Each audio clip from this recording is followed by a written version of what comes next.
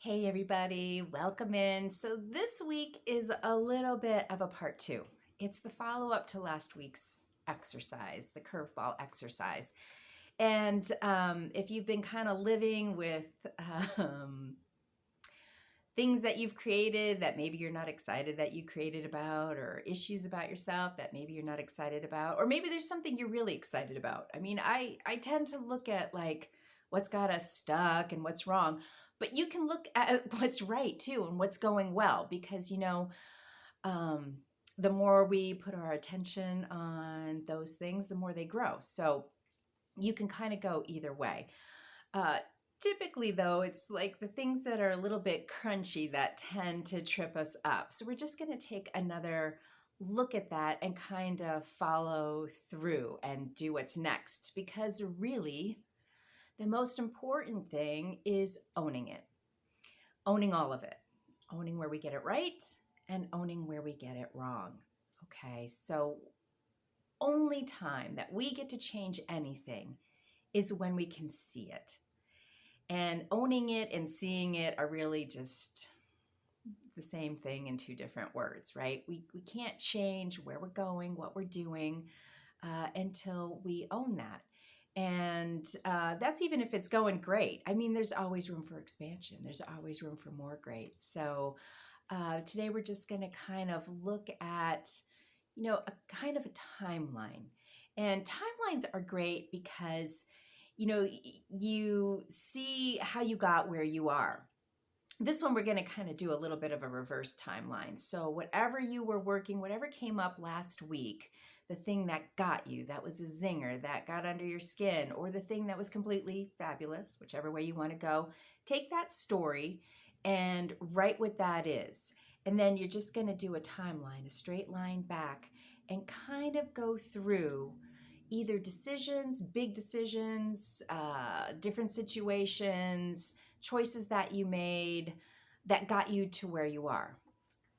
These kind of choices I think of as crossroads choices. And although every moment of every day can be a crossroad choice, right? We wake up in the morning, it's like, oh, am I going to sleep in or am I going to get up and do yoga? Am I going to eat this bagel or am I going to eat, an apple, right? All these choices that end up building who we are and the life that we're leading.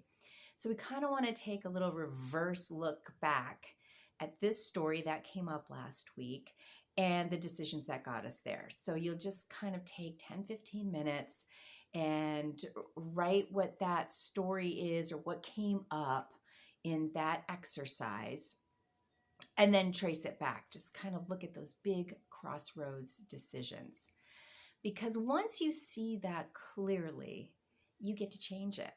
And we may have a knee jerk reaction to a particular person or a particular situation.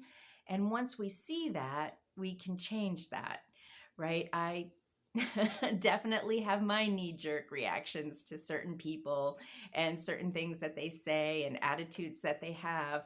And for me, it's just another way to look at different choices that I could be making.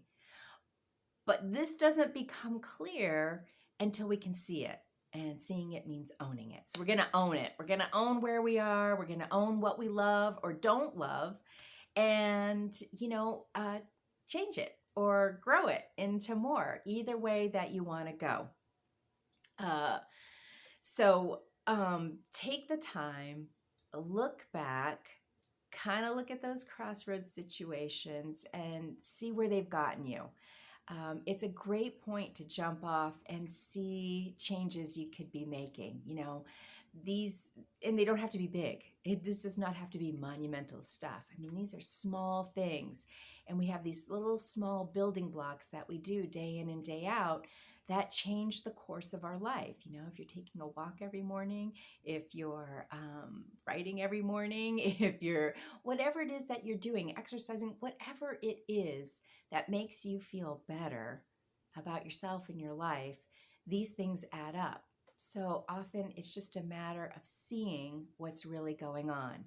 And this little exercise and kind of looking at those crossroads decisions, which usually when you look back, you can find a thing or two that you're like, oh, yeah, that really led to where I am now.